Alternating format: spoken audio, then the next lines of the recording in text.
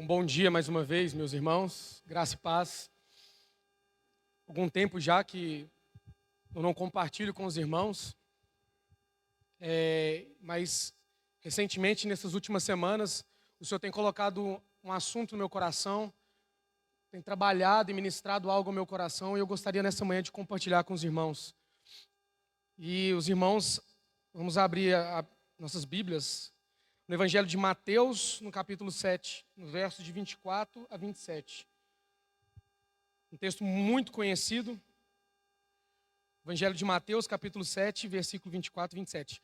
Todo aquele, pois, que ouve estas minhas palavras e as pratica, será comparado a um homem prudente que construiu a sua casa sobre a rocha. Caiu a chuva, transbordaram os rios, sopraram os ventos e bateram com força contra aquela casa. E ela não desabou, porque tinha sido construída sobre a rocha.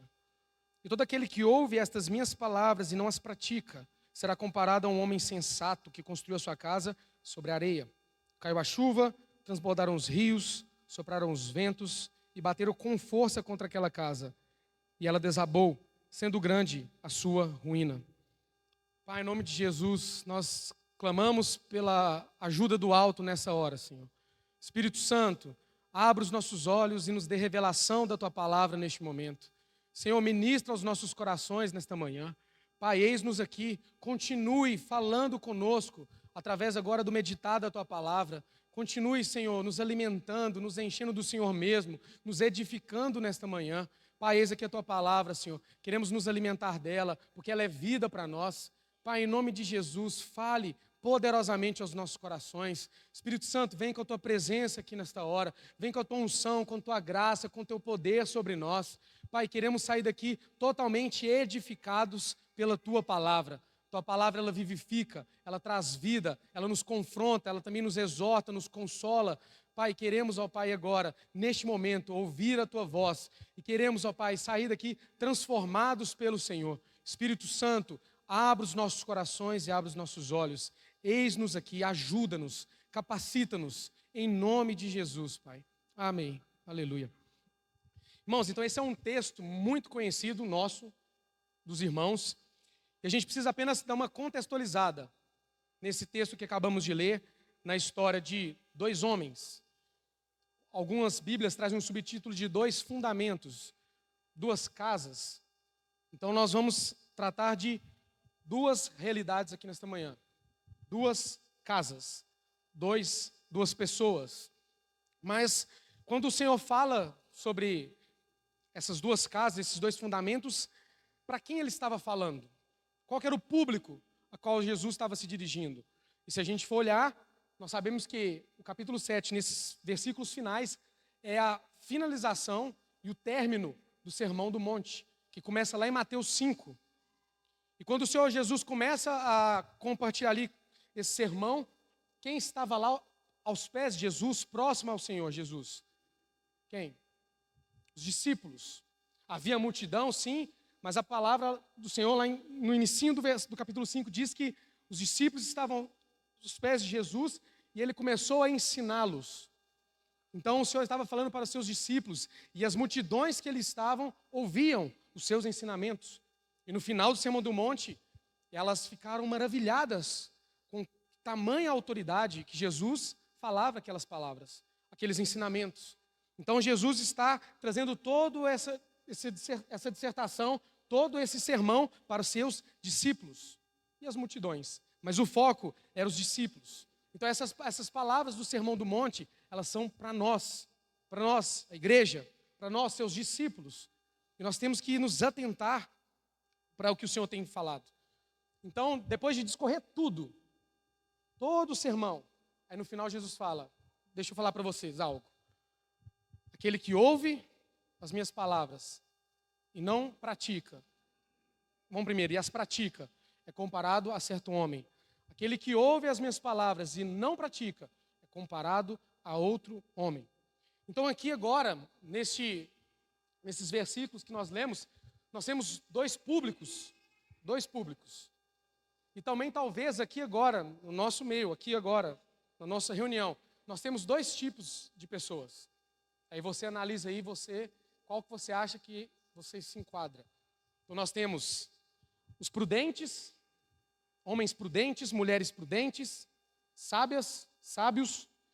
E do outro lado nós temos homens e mulheres insensatos ou tolos. Então nós temos dois públicos aqui. Então, o Senhor, depois de dizer e discorrer tudo, Ele dá uma orientação e uma exortação para aquele público que ouviu. Então aqui, agora eu vou dividir vocês em dois públicos. Os prudentes e os insensatos. E qual que é a diferença desses dois públicos? Qual que é a diferença? Tem uma só. Uma diferença apenas. Onde cada público construiu a sua casa. E a construção da casa, ela nos vai falar da prática, de praticar aquilo que eles acabaram de ouvir. E aqui nós, por vezes, irmãos, não só nos cultos, mas ao ler a palavra do Senhor, se você tem lido a palavra do Senhor recorrentemente, o Senhor Ele tem falado ao seu coração. Não é possível que o Senhor não tenha falado nada ao seu coração, ao meu coração. O Senhor Ele tem falado de várias maneiras, de várias formas, mas o que vai nos diferenciar entre ser prudente, homens e mulheres prudentes, ou homens e mulheres tolos ou insensatos, é onde estamos construindo, ou onde está construído a nossa casa, que é a prática. Não adianta nós ouvirmos e não colocarmos em prática. Mas a grande diferença é algo que o Senhor falou tremendamente ao meu coração. E o tema da minha mensagem vai ser sair da superficialidade. Saia da superficialidade, ou saiamos da superficialidade. Porque toda vez que eu passava por esse texto, e eu já li esse texto algumas vezes, claro que pode para os irmãos já ser óbvio, mas para mim não era óbvio tanto assim. E eu sempre imaginava que, ok, o Senhor Jesus, Ele traz a palavra, e Ele quer que nós agora coloquemos em prática, e Ele vai comparar a dois homens que cada um construiu uma casa em um lugar. Então na minha cabeça eu imaginava, o tolo chegou e construiu na areia. Nós sabemos qual foi o fim da casa. Mas, quando falava sobre construir sobre a rocha, no meu entendimento, o que eu imaginava? Então, essa pessoa prudente e inteligente, o que ela fez? Ela foi procurar uma rocha. Ela foi procurar algum lugar. Peraí, onde que eu vou colocar minha casa? Então, nossa, ali tem umas rochas. Eu vou colocar ali. Enquanto o insensato colocou na areia, o prudente ele foi, com sua inteligência, e foi procurar algo sólido, as rochas. Só que quando nós lemos o texto, que é o que para mim saltou aos olhos, é que não é dessa forma. Não são lugares diferentes. O lugar é o mesmo. E quando nós vamos escorrer, as intempéries que acontecem com uma casa é o mesmo que vai acontecer com a outra, idêntico. Então, se na casa construída sobre a areia, o Senhor Jesus diz que transbordaram os rios, ela estava próxima aonde? Do rio. A casa construída sobre a rocha, transbordaram os rios, ela estava próxima aonde? Os rios. Sopraram os ventos, o mesmo vento, caíram as chuvas, e uma casa caiu, e a outra não. E se era o mesmo lugar, é o mesmo lugar, ambos chegaram ao lugar e tinha areia, próximo a rios, areia. Só que um sensato olhou e construiu a casa ali sobre a areia. E o que o prudente fez? Ele não saiu procurando um lugar que tinha rocha, não. E aí, o que dá o ápice para nós é o complemento dessa passagem que está em Lucas 6,48, e confesso para os irmãos, eu não tinha atentado a esse detalhe. Lá em Lucas vai dizer o seguinte, que o homem prudente, ele é comparado ao homem que fez o quê? Cavou. Ele cavou profunda vala. Aonde? Na areia. E aí quando você dá um Google, muito simples, o que tem embaixo da areia? Se você cavar areia, o que você vai encontrar? Se você escavar um lugar que tem areia, o que você vai encontrar? Podem dar um Google. Rochas, granizo, pedra. Então aqui o Senhor nos fala de uma vida de profundidade. Não é uma vida, uma prudência que deixa eu achar onde que tem rocha. Não, você vai cavar, abrir profunda vala e você vai encontrar rocha. E ali, como um homem prudente, você vai lançar os seus alicerces. E isso para mim me despertou algo tremendo, porque eu olho para a minha vida, e aí eu até conversei com a gente, eu e a Amanda conversamos ontem, ela perguntou: o que você vai compartilhar? Eu vou falar sobre o homem que construiu a casa sobre a areia e o outro que construiu a casa sobre a rocha. Ela me perguntou: onde está a sua casa? E na hora eu falei com muita seriedade: parece que agora estou em dúvida. Não no sentido de salvação, irmãos, óbvio que não. Mas no sentido de que quão profundo eu tenho cavado, quão profundo meus alicerces estão presos na rocha, quão profundo tem sido a minha vala, quanto eu tenho buscado uma profundidade no Senhor, porque nós só saberemos onde a casa foi construída quando o quê? Não é no externo, é quando vierem as tempestades, é quando vierem as chuvas, é quando soprarem os ventos. Porque a olho nu, se a gente olhar externamente, e a gente imagina as duas casas construídas, aparentemente, irmãos, elas estão iguais, no mesmo patamar, elas estão no mesmo nível. Só que a diferença clara é o que você não está vendo por baixo, o que você não está vendo onde estão os alicerces dessa casa. Uma está ali rasa sobre a areia, não tem nada por baixo. A outra tem uma vala grande e alicerces fincados na rocha. E quando a gente fala de profundidade, de cavar uma profunda vala, de irmos mais profundo e encontrar essa rocha, entra pagar um preço. E é o que muitos não querem. Eu e você, muitas vezes, nós não queremos pagar esse preço. Por isso que na hora que eu conversei com a Amanda, eu falei: será que a minha casa está na rocha? Será que quão profunda? Será que minha casa está com uma vala profunda realmente? Será que eu estou fincado na rocha? Porque não é simplesmente, irmãos, eu estou salvo. Pronto, aleluia. Minha casa não vai mais a ser abalada. Mentira. O Senhor Jesus, Ele dá aqui no final. Qual que é a condição? Para esses alicerces serem lançados na rocha e essa vala ser cavada. Qual que é, irmãos? A prática. Lembra que Ele está falando para discípulos? Se você ouvir e não praticar, você vai cair. Sua casa vai ser desmoronada. Se você praticar, você não vai ter queda. Você vai ser sustentada. Sua casa vai ficar em pé. Então, fala muito para nós da nossa vida cristã, do nosso caminhar cristão, na nossa jornada até a volta do nosso amado Senhor. Não se engane com apenas estou salvo e aleluia. Não. Tem agora um processo onde o Senhor vem trabalhando em nós. Nós vamos diariamente ouvindo a palavra do Senhor. Ouvindo a palavra do Senhor. Mas podemos não estar colocando em prática. Podemos estar apenas ouvindo. E no livro do profeta Ezequiel, há algo semelhante a um falar do Senhor. Ali no capítulo 33, irmãos, não preciso abrir, de Ezequiel 33, capítulo 33, versículo 30. O Senhor Jesus fala para ele: quanto a você, filho do homem, os filhos do seu povo falam de você junto às paredes nas portas da casa, dizendo um ao outro, cada um ao seu irmão: venham, vamos ouvir a palavra que procede do Senhor. Olha que maravilha, irmãos. Vamos ouvir a palavra do Senhor. Isso é maravilhoso. Isso deve ser feito, deve ser buscado. Eles vêm até você como um povo costuma vir. Assentam-se diante de você como meu povo e ouvem as suas palavras, mas não as põem em prática. Com a boca professam muito amor, mas o coração deles só ambiciona lucro. Para eles, você não passa de alguém que conta canções de amor, tem uma bela voz e um bom músico, porque ouvem as suas palavras, mas não as põem em prática.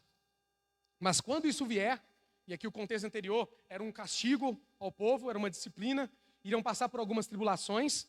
Quando isso vier, e certamente virá, então saberão que um profeta esteve no meio deles. Amados, quando que saberemos que a nossa casa está com os fundamentos alicerçados na rocha? Quando? Quando vir a tribulação, o vento, a chuva, quando os rios transbordarem. Às vezes, sua casa ainda não caiu, a minha não caiu, porque ainda não veio o vento. Às vezes estamos numa vida tão boa, tão maravilhosa, e aí estamos bem, achando que estamos na rocha. Mas na primeira dificuldade, na primeira provação, na primeira tribulação, começa a balançar, começa a estremecer. E aí nós percebemos quão profundo está os meus alicerces. Senhor, quão profundo está a minha vala, a minha cova.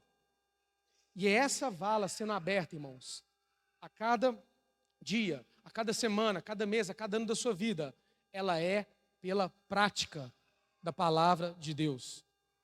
E quando a gente vai construir algo ou uma casa, ninguém hoje pega uma pá e vai abrindo uma vala. Hoje nós temos ferramentas que nos ajudam a cavar com mais profundidade, a cavar de forma mais correta, mais assertiva, mais rápida. Quem mexe na construção sabe. Você tem N ferramentas para fazer uma vala, para cavar um buraco e lançar os fundamentos.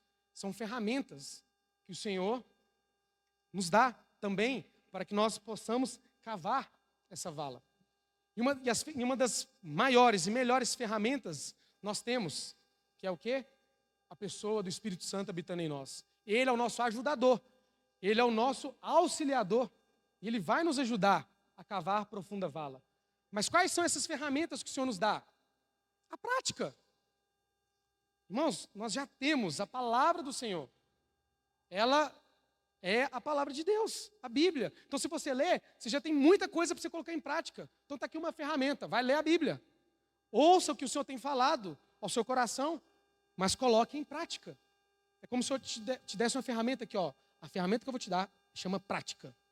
Obedeça os meus mandamentos, ouça o que eu tenho falado e coloque em prática, e você vai cavar uma profunda vala e seus alicerces estarão na rocha. A prática, irmão, simples. E aqui, agora eu quero trazer 3 ações práticas para nós, que irão nos ajudar a cavar profunda vala e lançar os nossos alicerces na rocha. Claro que, nós já falamos aqui, toda a palavra, ela é útil para nós. Toda a palavra do Senhor, ela traz ensinamentos preciosíssimos para nós. Mas eu quero pegar 3 ações práticas aqui, do capítulo 7 de Mateus. E que é o final do que o Senhor já falou, desde o capítulo 5. Então tem muitas outras coisas que nós podemos colocar em prática. Mas eu quero dar uma ênfase em 3 ações práticas. No mesmo capítulo 7, a gente voltando um pouquinho. Os irmãos não precisam abrir.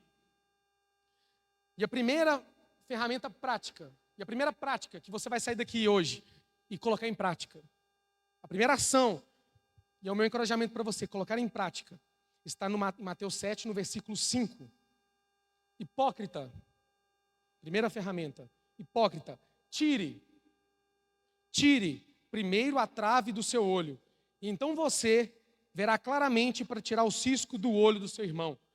Irmãos, a primeira ação prática, tire a trave que está no seu olho. Irmãos, a primeira coisa para nós colocarmos em prática é olharmos para nós mesmos, para o que nós temos feito, para a nossa condição. É um dos únicos momentos aqui, agora, que eu vou convidá-los a ser antropocêntricos. Olhe para você, não olhe para o seu irmão, não olhe para o que o fulano está fazendo ou deixando de fazer. Tire a trave do seu olho, pare de olhar o cisco do seu irmão, olhe para você. E se às vezes você não sabe se há alguma trave no seu olho, se você às vezes não percebe, que eu acho muito difícil, nós temos o ajudador, o Espírito Santo de Deus. E como o salmista fala no Salmo 139, peça ao Senhor e diga como ele, sonda-me, ó Deus, conhece o meu coração, prova-me e conhece os meus pensamentos, vê se há em mim algum caminho mau e guia-me pelo caminho eterno. Irmãos, então, se você está com dificuldade de olhar para você, clame ao Senhor, Senhor, sonda-me, prova-me, o Senhor conhece os meus pensamentos, vê se há em mim algum caminho mau, porque no decorrer do dia a dia, o que nós queremos? Olhar para o outro, vamos tirar o cisco do outro, porque o fulano está fazendo, olha lá, você vê como é que está, olha lá como é que está vivendo. Não, olha para a trave que está no seu olho. E a palavra do Senhor, ela não fala para nós não tirarmos o cisco do olho do irmão. Não é para nós, cada um cuidar da sua vida, não. A orientação é o quê? Você vai tirar o cisco do olho do seu irmão. Mas primeiro, tira a trave do seu. Na hora que você for tirar o cisco do olho do seu irmão, você consiga ver melhor. você pode ajudar mais. Só que o que tem acontecido é que a gente quer tirar um cisco com a trave de todo tamanho nos nossos olhos. Então olhe para nós, o que eu tenho feito, o que você tem feito, o que nós precisamos tirar. E essa é uma ação prática. Tire a trave do seu olho. Quer ver um exemplo? Ontem foi comentado, e algumas vezes eu já ouvi os irmãos comentando, e uma preocupação com os irmãos. Hoje está mais cheio, mas ontem as cadeiras estavam um pouco vazias. Certo? Sejam sinceros. O que vocês acham que é o motivo das cadeiras estarem vazias? É a frieza dos irmãos? Quem acha que é frieza dos irmãos da igreja? Quem acha que é frieza? Por isso que as cadeiras estão vazias. Ninguém? Duas pessoas. Quem acha que é as distrações, os deleites dessa vida, as coisas listas que estão tomando lugar e tomando tempo nos nossos corações, estão impedindo que a gente esteja junto congregando? Quem acha que é isso? São os deleites da vida, as coisas listas, os prazeres. Poucas mãos. O que os irmãos acham que é? Por que está vazia? Ou como o André falou ontem, quem acha que é porque nós não estamos indo atrás, nós perdemos essa humanidade de nos preocuparmos com os irmãos, visitarmos. Irmãos, como é que está a sua vida? O que você está passando? Eu posso te ajudar para a gente voltar a caminhar junto? Quem acha que é isso? Vocês acham que é o quê, então? Por que as cadeiras estão vazias? Irmãos, podem participar, que não é seminário não, que não é uma aula não. Hã? Também? Todas essas coisas. Mas eu vou discordar, como sempre. Estou brincando. Sabe qual que é o maior motivo das cadeiras estarem vazias? Não é frieza. Porque o Senhor já falou isso, gente. Nos últimos dias, o que aconteceu com o amor dos irmãos? Esfriar. O amor de muitos se esfriaria, não de todos. O Senhor fala quando Ele vai chamar para um banquete, peraí que eu estou casando, peraí que eu vou cuidar da minha junta de boi, peraí que eu tenho que fazer isso, tenho que fazer aquilo. Isso ia acontecer. Mas o Senhor também fala, e agora é o que eu chamo a atenção para nós olharmos para nós, que nos últimos dias também haveria um derramado do Espírito Santo sobre toda a humanidade. Antes do grande dia do Senhor, vai haver uma grande colheita, haverá um grande avivamento, haverá uma grande colheita. E para que haja uma grande colheita, os semeadores eles têm que semear. Então sabe o que está faltando? Você olhar para você e me responda, qual a última vez que você pregou o evangelho para alguém? Qual a última vez que você pregou sobre as boas novas do Senhor Jesus? Essas cadeiras eram para estar cheias e cada vez aumentando mais, porque nós como igreja temos sido frutíferos e levado as boas novas aos que estão perdidos. Mas às vezes a gente quer olhar só para o irmão, é porque o irmão está frio, é porque o irmão está trabalhando demais, é porque o irmão está assim assado. Não, é porque nós não temos pregado o evangelho como nos foi comissionado pelo Senhor Jesus. Comece a pregar o evangelho, a falar das boas novas, a discipular as pessoas. Essas cadeiras elas vão ter que encher. Alguns vão esfriar. Vão, irmãos, é natural, é normal. Normal assim, o Senhor já tinha falado. Alguns irão se esfriar. Mas e os que estão chegando? Cadê os que estão chegando? Em Atos 2,42, nós sempre damos foco. E perseveravam na doutrina dos apóstolos, na comunhão, no partir do pão e nas orações. Glória a Deus. Mas lá no final, o que é o versículo final dessa parte? E o Senhor, e o quê? Acrescentando os que iam sendo salvos. Talvez, irmãos, o motivo das cadeiras vazias, e eu creio nisso, é porque nós, eu e você, não temos levado o evangelho como deveríamos. Como lá no princípio, pregando o evangelho, evangelizando, trazendo as pessoas para Cristo, aumentando em questão de discipulado, pessoas. Toda a igreja primitiva, o Senhor ia acrescentando. Eles iam pregando o evangelho e pessoas iam se juntando à igreja. Isso é a vida normal da igreja. Não é só nós focarmos em nós e olharmos para o nosso irmão. Então, ele está errado mesmo. Ele não está vindo, está tudo errado. O Senhor vai tratar. Faça o que o André falou ontem. Vamos ser humanos. Essa humanidade, vamos ter amor. Vamos atrás dos nossos irmãos que estão afastados. Vamos. Mas também vamos atrás dos perdidos, dos ímpios, daqueles que não ouviram o evangelho. Ou eles não precisam da salvação? E quando são salvos, eles não precisam estar juntos como igreja? Sim. Então olhe para essas cadeiras e chame a responsabilidade para você. Você não tem pregado o evangelho. Eu não tenho pregado o evangelho como deveria. Porque se tivesse, irmão, se eu e você, uma vez por ano, pregássemos o evangelho para uma pessoa e discipulássemos ela, claro que nem todas vai congregar aqui, óbvio que não. Não é o foco esse, encher aqui a nossa assembleia, não. Mas se um de nós, por ano, trouxesse alguém para o Senhor e caminhássemos com essa pessoa e ele começasse a congregar conosco, seria o dobro de irmãos aqui hoje, em um ano. Então, olhe para você, tire a trave do olho e vamos chamar a responsabilidade para nós. O Senhor, Ele quer uma igreja frutífera, que prega o Evangelho e aqueles que estão chegando sejam discipulados, sejam ensinados na sã doutrina, sejam acompanhados, pastoreados. Isso é um processo. Então, tire a trave do olho. A segunda ação prática está no versículo 13, um pouco abaixo. Está dizendo assim: entrem pela porta estreita, porque larga é a porta e espaçoso é o caminho que conduz para a perdição, e são muitos que entram por ela. Segunda ação prática, para nós cavarmos profunda vala: entrai, entre pela porta estreita. Um caminho estreito, ele leva para a vida. O caminho largo, a porta larga, ela leva para a morte. Irmãos, essa porta estreita, esse caminho estreito, que é Cristo, nós sabemos, mas ele nos fala de uma vida de renúncia, de pagar o preço, de abrir mão de prazeres momentâneos. A gente está ali no caminho, ele é apertado mesmo, ele é difícil. Nós vamos ter que lutar com a nossa carne, nós vamos ter que abandonar várias coisas, nós vamos ter que fugir da aparência do mal, nós vamos ter que renunciar às nossas vontades, mas é isso que vai levar para a vida. O problema é que nessa nossa geração, é a geração do fast food. Falou em estreito, falou que vai ter um pouquinho de aperto, falou que vai sair um pouquinho da zona de conforto. Não quero. E não se engane, não é só essa geração, essa juventude de hoje. Somos nós, adultos, muitas vezes maduros na fé, estamos acomodados. Estamos, às vezes, andando, aparentemente, num caminho largo. Tudo tranquilo. Não quero abrir mão de nada, não quero renunciar a nada. Não quero tomar a minha cruz, não quero negar a mim mesmo. E a gente vai vivendo a vida, achando que nós estamos num caminho largão e está tudo certo. Irmãos, entrem pela porta estreita.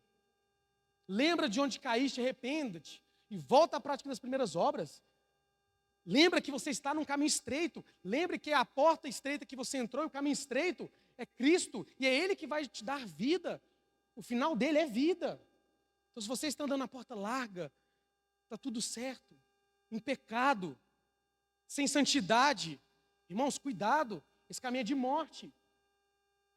Então não pense que a vida, e aqui eu não quero fazer voto para uma vida de sofrimento, não. É você, a pior caminho estreito que tem para mim, é você negar a sua vontade, é você andar em santidade, é você se arrepender, lutar contra o pecado. Esse é o nossa maior dificuldade hoje.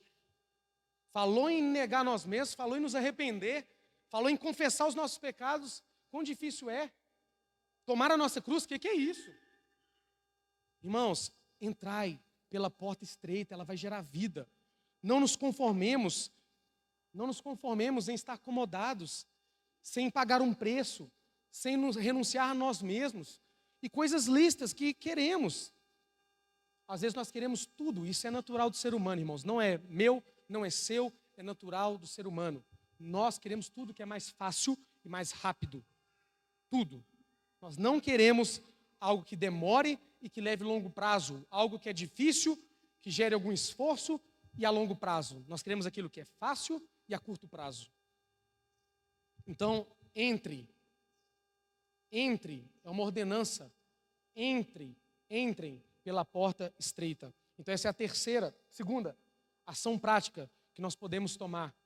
Entrar pela porta estreita e pelo caminho estreito. E a terceira e última ação que nós podemos ter. E essa para mim, e ela está um pouco antes de entrar, eu deixei ela por último. São 3 ações, mas eu quero trazer uma aplicação prática e algo para juntar essas 3 em uma só. No versículo 7 e 8, do mesmo capítulo 7, diz assim: peçam, e lhes será dado. Busquem e acharão.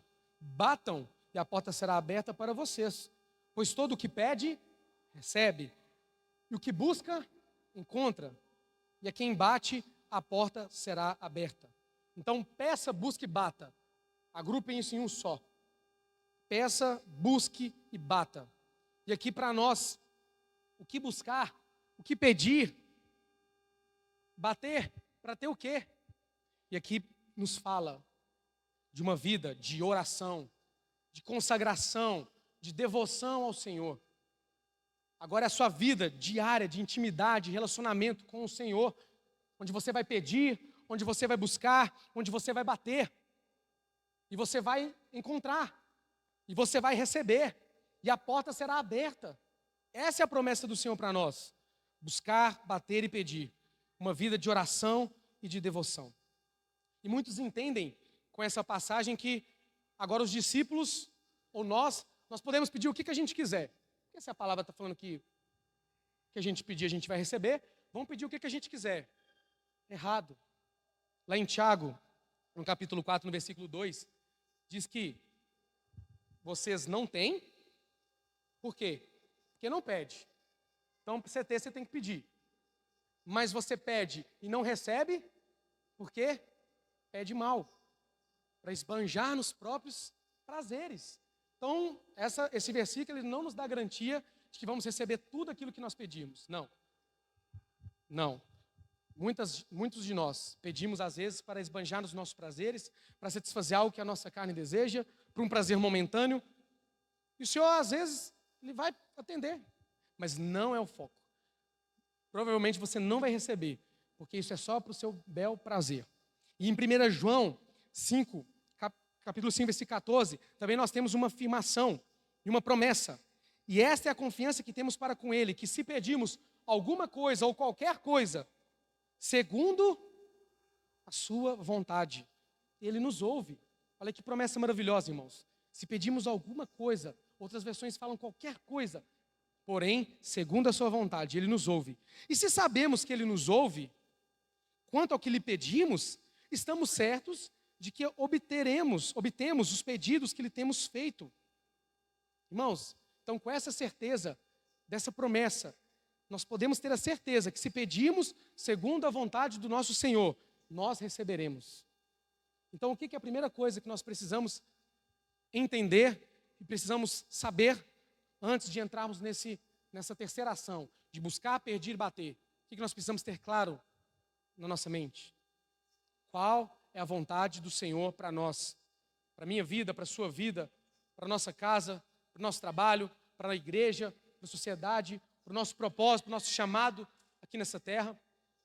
Qual que é a vontade do Senhor? E ela está muito explícita. Aonde, irmãos?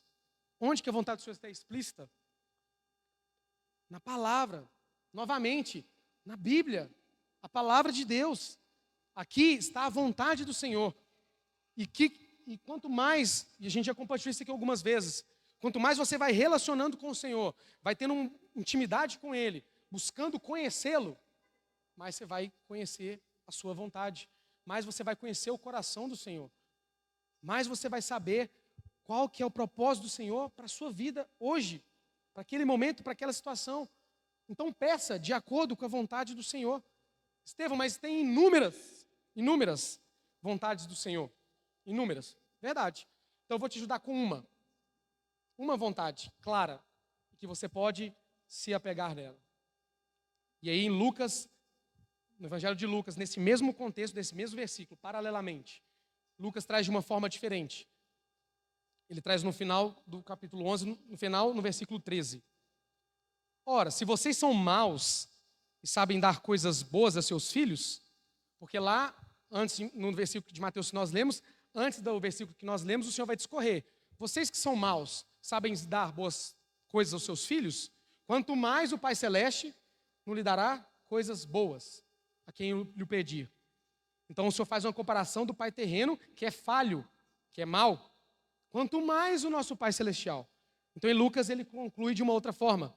Enquanto Mateus diz que Ele nos dará as coisas boas a quem lhe pedir, Lucas conclui diferente. Ora, se vocês que são maus sabem dar coisas boas aos seus filhos, quanto mais o Pai Celeste dará o quê? o Espírito Santo aos que lhe pedirem. Está aí algo para você pedir, meu irmão. O Espírito Santo. E aqui nós não vamos entrar em detalhes porque é outro assunto. Mas pedir o Espírito Santo. Nós não já temos o Espírito Santo? Pedir. Eu sei que minha salvação ela não é baseada no meu pedir, em eu crer, em eu aceitar o Senhor, confessar. Que pedir o Espírito Santo é esse. E alguns estudiosos associam essas, como Mateus fala de boas coisas, e Lucas, ele sempre vai dar ênfase no Espírito Santo, tanto o Evangelho também em Atos. Muitos estudiosos associam essas boas coisas aos dons do Espírito Santo. Mas eu não creio que é somente os dons do Espírito Santo, isso está dentro do pacote. Mas eu quero trazer agora para nós, como pedir o Espírito Santo. É para nós pedirmos mais do Senhor, mais dele mesmo, mais do seu poder, mais da sua graça, mais do seu amor, pedir mais da sua iluminação aos nossos corações, mais dos dons do Espírito, mais da unção dele, mais do Senhor Jesus. Nós podemos buscar, pedir e bater por mais do Senhor, por mais dele mesmo. E aí no Salmo, em Provérbios capítulo 8, 17 diz: eu amo os que me amam, e os que me procuram me acharão.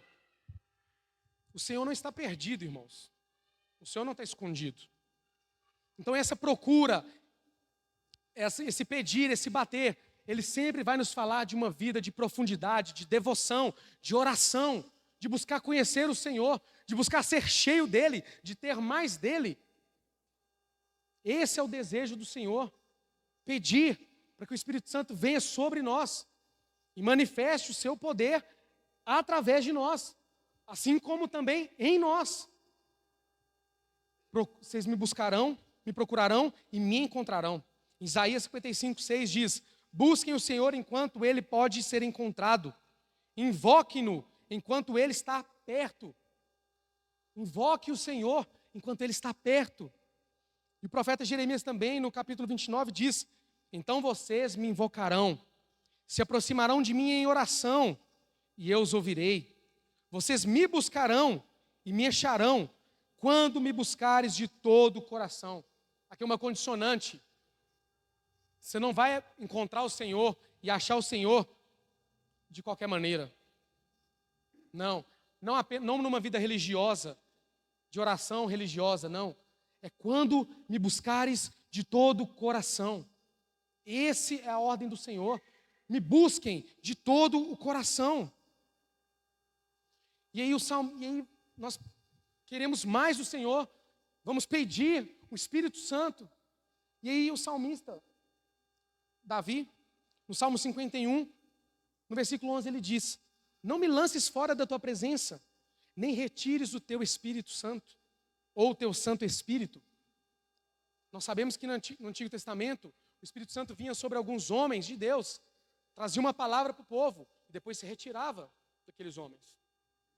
Hoje, na Nova Aliança, nós sabemos que isso não é possível. Uma vez que nós recebemos o Espírito Santo de Deus, ele habita em nós para todo sempre, permanentemente. Mas esse sentimento de Davi, ele talvez deve ser o nosso sentimento. Não que o Senhor vai retirar o Espírito Santo, mas agora na Nova Aliança, como a palavra de Deus diz, o Espírito Santo, ele pode ser apagado. Ele pode estar apagado. Ele pode ser entristecido. E o clamor do nosso coração deve ser: Senhor, não apagues o Espírito Santo em mim. O seu desejo deve ser de não entristecê-lo. Então o nosso desejo deve ser de buscá-lo, de pedir, de bater, para termos mais dele em nós. Nós precisamos, irmãos, da manifestação do Espírito Santo em nós. Nós precisamos buscar de todo o coração, com intimidade. E tenha certeza, quando você buscar o Senhor de todo o seu coração, em devoção, em consagração, você irá conhecê-lo mais. Você terá cada dia mais dele. E a cada dia, se você pedir, bater e buscar, se você estará cavando profunda vala, e os seus alicerces estarão firmes na rocha. Então essa é a terceira ação prática, uma vida de oração, de devoção, onde nós vamos buscar, pedir e bater por mais do Senhor nas nossas vidas, pelo manifestar dele em nós. Nós temos orado aqui nas reuniões: Senhor, manifesta a tua presença.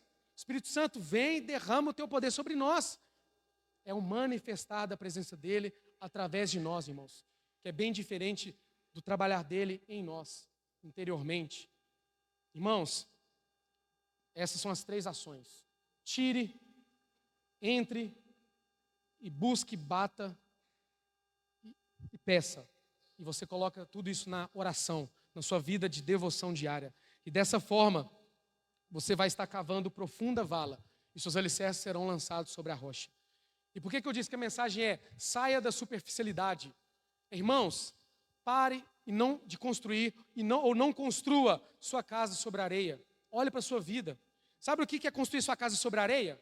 É você achar que uma vez por semana, vindo aqui domingo após domingo, ouvindo uma palavra, cantando alguns cânticos, é suficiente para você viver sua vida cristã. Não é.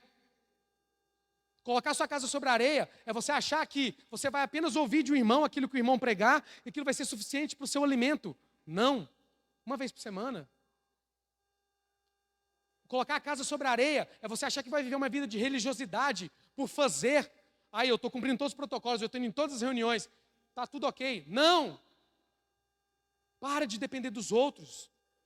Pare de, como não foi falado aqui, às vezes preguiça espiritual. Um acomodismo espiritual. Saia da superficialidade. Olhe para você. Você vai ter que cavar uma profunda vala. Você não tem escolha. Se você quer que sua casa esteja sobre a rocha, você vai ter que cavar uma profunda vala e colocar esses alicerces ali. Mas glória a Deus por Jesus Cristo, que nós temos uma boa notícia. Uma excelente notícia, uma esperança para nós. Quando nós cavarmos profunda vala, e quando nós lançarmos nossos alicerces, quanto mais fundo nós cavarmos, o que nós encontraremos? Nós já falamos aqui, a rocha. E quem é essa rocha, meus amados irmãos? Quem é essa rocha? O Salmo 18, versículo 2 diz: o Senhor é a minha rocha, a minha fortaleza, o meu libertador, o meu Deus, o meu rochedo em quem me refugio, o meu escudo, a força da minha salvação, o meu alto refúgio. No versículo 31 diz que: pois quem é Deus além do Senhor? E quem é rochedo a não ser o nosso Deus? E Isaías 26:4 diz: confiem sempre no Senhor, porque o Senhor Deus é uma rocha eterna. Irmãos, toda a sua ação de colocar em prática aquilo que você ouve, cavar uma vala, lançar os alicerces, eles vão apontar para uma pessoa: Jesus, para Cristo. Ele é a nossa rocha. E uma vez que estamos nele, com os nossos fundamentos firmados nele, nada irá nos abalar. Nada irá derrubar a nossa casa. Nada irá abalar a nossa fé. Poderá vir tempestades, ventos, chuvas, inundações dos rios, tribulações, adversidades, qualquer coisa, nada poderá nos abalar, porque a nossa rocha tem um nome, e o seu nome é Jesus. Então entendam que tudo que fizermos vai apontar para a pessoa de Cristo. Tudo que nós tirarmos, toda trave que nós tirarmos dos nossos olhos, vai apontar para Cristo. Toda vez que entrarmos pela porta estreita, vai nos apontar para Cristo. Sempre que nós buscarmos, pedirmos, batermos, orarmos, gastar tempo em devoção, vai apontar para Cristo. Cristo é o nosso fundamento. Ele é a nossa rocha. Então o fim de tudo é Cristo, é Jesus. Então todas as nossas ações práticas, ela não é para nós gabaritarmos algo. Não é para nós, está vendo, Senhor? Coloquei tudo em prática. Não posso cair agora não. Não é isso o foco. Às vezes você vai querer colocar em prática morrendo de medo da sua casa ser abalada. E esse não é o foco. O foco de nós colocarmos em prática aquilo que ouvimos, é que os nossos fundamentos estejam na pessoa do nosso amado Jesus Cristo. Simples. Esse é o nosso desejo. Estarmos com nossos alicerces firmados em Cristo Jesus. Esse é o chamado para nós. Vinde a mim, todos que estáis cansados, sobrecarregados, e eu vos aliviarei. Eu vou dar descanso. Nós poderemos confiar no Senhor Jesus, porque Ele é a nossa rocha, a nossa fortaleza. Irmão, o seu foco de tudo venha ser Jesus, venha ser a pessoa amada do nosso Senhor Jesus Cristo. E esse é o que o Senhor tem falado ao meu coração. Não saia procurando a rocha para você colocar sua casa. Cave profundo. Busque uma vida de profundidade. Saia da superficialidade, da sua vida morna, cristã, e tenha uma vida de profundidade, alicerçados na nossa rocha, que é Cristo Jesus. Vamos nos colocar de pé, nós orarmos ao Senhor. E que nós oremos juntos como igreja, como eu falei, para que esse desejo por mais do Senhor, essa sede por mais dEle, essa ajuda que precisamos para cavarmos uma vala funda, ou para nós entendermos o que precisa ser mudado no nosso coração, o que o Senhor precisa provar-nos, Ele irá nos sondar. Então que nós vamos orar com esse coração, esse desejo, que nós andemos em profundidade, com os nossos alicerces na rocha, que é Jesus, e que Ele nos capacite, como igreja, a avançarmos. E nós, irmãos, é uma promessa do Senhor para nós. Se nós estivermos na rocha, nós individualmente, coletivamente como igreja, nós não seremos abalados. Não seremos abalados. As portas do inferno podem se levantar. O inimigo pode se levantar. Podem tentarem o que quiserem. Mas a igreja do Senhor não será abalada. Desde que ela esteja na rocha, firmada em Cristo Jesus. Essa é uma promessa para nós. Pai, em nome de Jesus, eis-nos aqui como igreja do Senhor. Pai, nós te pedimos, Senhor, que essa palavra ela gere fruto nos nossos corações. Pai, em nome de Jesus, queremos construir as nossas casas sobre a rocha, que é Cristo Jesus. Senhor, não queremos construir nossa casa sobre a areia, não queremos uma vida de superficialidade, nós queremos cavar profunda vala e lançar os nossos alicerces na rocha, que é o próprio Jesus, que é o Senhor. Pai, em nome de Jesus, queremos ter uma vida de ação prática daquilo que temos ouvido da Tua palavra.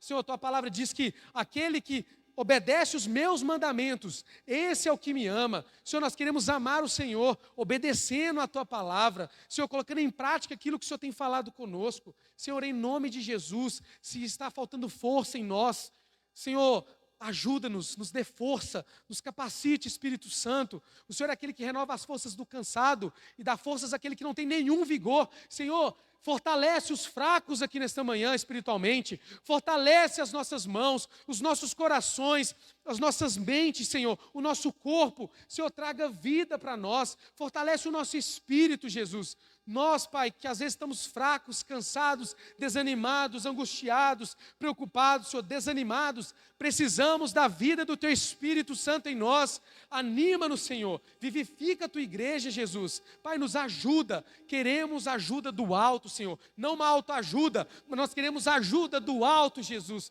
Nós precisamos do Senhor. Pai, eis-nos aqui, eis aqui o Teu povo, queremos andar uma vida em profundidade, Jesus, não uma vida superficial. Pai, louvado seja o Teu nome, Senhor. Precisamos do Senhor. Espírito Santo, pedimos pelo Teu derramar na Tua igreja, Jesus, na nossa vida individual, nos nossos lares, nos nossos casamentos, nas nossas casas, no nosso trabalho. Espírito Santo, derrame poder, unção, graça. Queremos a manifestação da Tua glória, Jesus. Queremos mais de Ti, queremos mais do Senhor mesmo, queremos nos encher do Senhor, Pai, até que não tem espaço para mais nada, a não ser para a pessoa do nosso amado Jesus. Pai, queremos que nosso coração seja tomado, repleto pela Tua presença, que a nossa alma seja totalmente preenchida e tenha total prazer apenas na pessoa do Senhor. Pai, em nome de Jesus, guarde os nossos corações, guarde a nossa mente, Jesus, para não pecarmos contra o Senhor. Espírito Santo, derrama sobre nós sabedoria do alto. Senhor, derrama sobre nós santidade, que sempre sejam limpas as nossas vestes, Jesus. Precisamos andar em santidade, Jesus. Precisamos andar com as nossas vestes brancas. E derrame sobre nós, Senhor, sobre a Tua igreja, poder, unção do alto. Pai, em nome de Jesus, vivifica-nos para a honra e glória do Teu nome. Pai, que o fim de tudo e que todas as coisas converjam em uma pessoa, em Jesus Cristo, nosso Senhor e o nosso Salvador. Te louvamos, Jesus. Glória a Deus por Jesus Cristo. Aleluia, Senhor. Amém.